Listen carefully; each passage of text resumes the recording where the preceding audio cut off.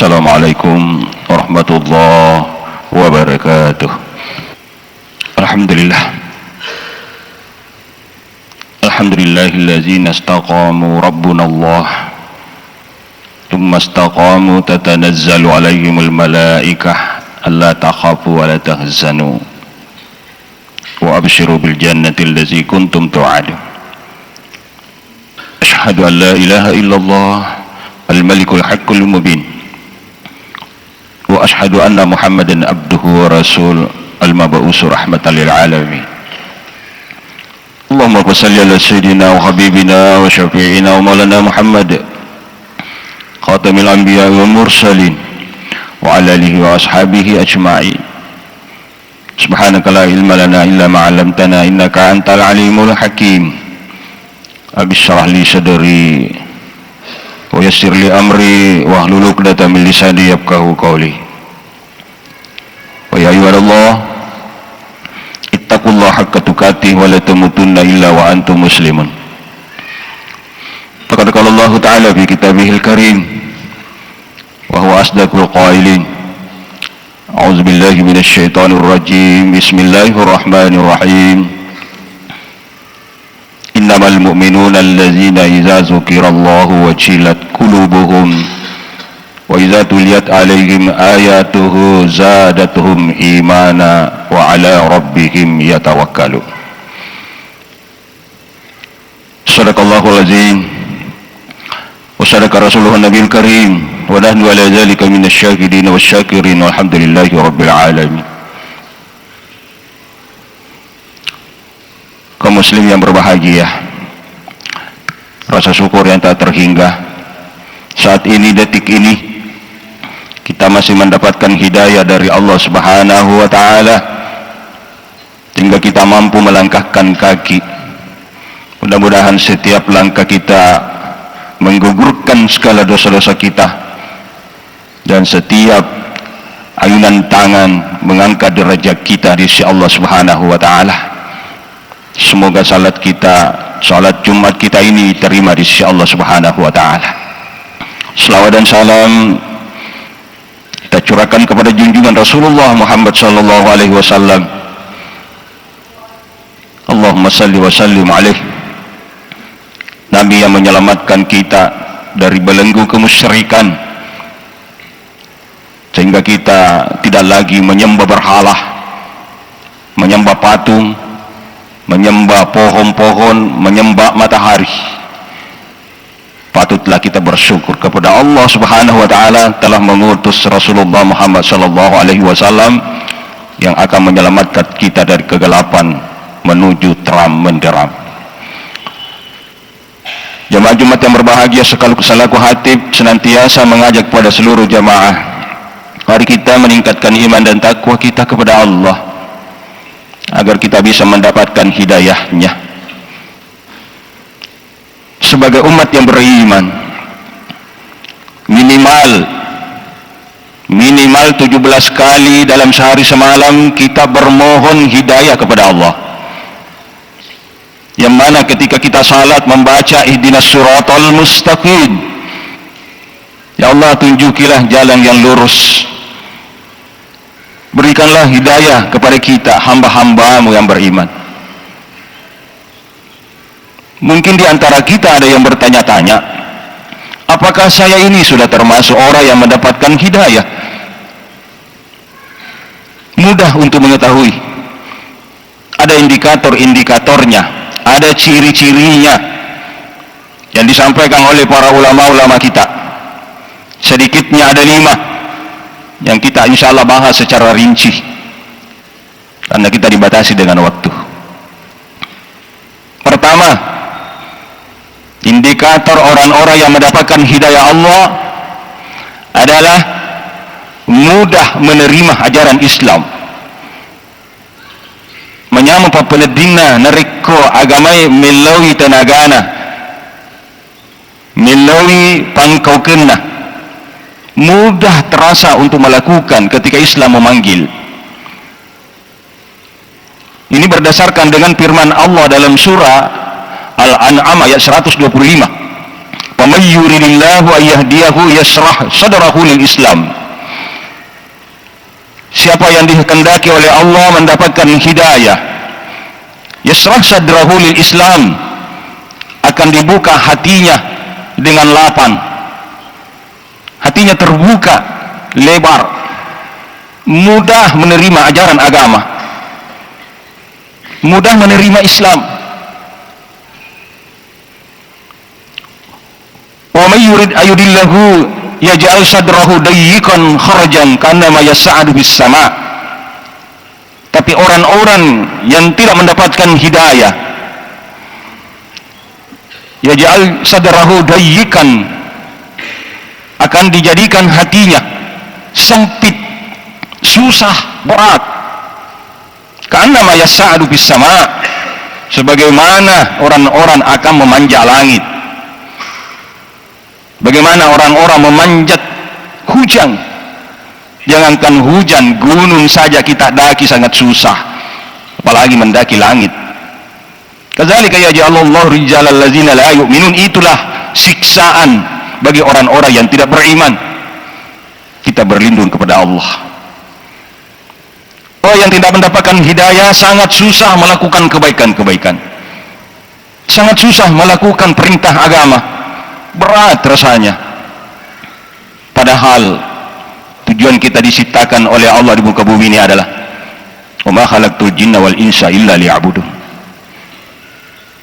Seorang sahabat bernama Muaz bin Jabal pernah menyampaikan dengan kalimat yang sangat menyentuh, la tatimmu ala syai'in, tidak akan membuat saya gelisah, tidak membuat saya rugi, tudminu ala yaumin gharabatis syamsu, tapi yang membuat saya gelisah ketika matahari tenggelam di ufuk barat. Yang kusu ala ajalin, pasti akan berkurang ajalku. Itu kata Muaz. Kalau matahari sudah tenggelam, maka pasti umurku berkurang. Wala yazidu amali, dan membuat saya menyesal kalau tidak bertambah amal ibadahku. Pernyataan Muaz bin Jabal ini cukup untuk dijadikan sebagai motivasi bahwa sangatlah merugi orang-orang yang tidak bertambah amalnya dalam setiap harinya. Muaz tidak merasa merugi kalau tidak mendapatkan harta, dia mendapatkan pangkat dan jabatan, itu biasa. Tapi yang membuat saya, katanya Muaz, adalah ketika hari tenggelam lagi tapi tidak bertambah amalku. Jamaah Jumat yang dimuliakan Allah Subhanahu wa taala, maka ciri orang-orang yang mendapatkan hidayah yang pertama adalah hatinya lapang, mudah melakukan kebaikan-kebaikan. Yang kedua, orang yang mendapatkan hidayah dari Allah adalah disebutkan di dalam Al-Quran surah Al-Anfal ayat 2, allazina idza dzukirallahu wajilat qulubuhum, ketika disebut nama Allah hatinya bergetar. Artinya ciri yang kedua ada kerinduan dengan Allah. Orang yang mendapatkan hidayah Allah, ketika disebut nama Allah hatinya bergetar, ada wasilah, ada hubungan dengan Allah. Begitu dikumandangkan azan, hatinya terketuk, meninggalkan semua aktivitas-aktivitasnya, memenuhi panggilan Allah Subhanahu wa taala. Wa iza tuliyat alaihim ayatuhu zadatuhum imana, ketika dibacakan ayat-ayat Allah, zadatuhum imana, maka imannya bertambah. Artinya ia mudah menerima nasihat-nasihat agama. Jemaah Jumat yang dimuliakan Allah Subhanahu wa taala. Itu yang kedua, ada kerinduan dengan Allah. Yang ketiga, orang yang mendapatkan hidayah dari Allah Subhanahu wa taala ada kemauan untuk senantiasa menambah ilmunya. Ada kemauan menambah ilmu, tidak puas dengan ilmu yang dia miliki, tapi selalu saja ingin menambah dan menambah ilmunya, terutama tentang Islam. May yuridillahu bihi khairan yufaqihu fid din. siapa yang dikehendaki oleh Allah mendapatkan kebaikan, yufaqihu fiddin, maka ia diberikan pemahaman terhadap Islam. Jadi ada keinginan menambah ilmunya, merasa diri sudah merasa tua tapi ilmunya baru sedikit, ingin melakukan kebaikan didasari dengan ilmu, tidak puas dengan amal yang ia lakukan tanpa didasari dengan ilmu. Maka ini ciri yang ketiga, orang yang mendapatkan hidayah Allah senantiasa menambah ilmunya, terutama ilmu tentang Islam. Kemudian yang keempat adalah istiqamah. Ini barangkali yang susah dalam keseharian kita. Dalam keseharian kita istiqamah amat susah. Istiqamah artinya konsisten, berkesinambungan.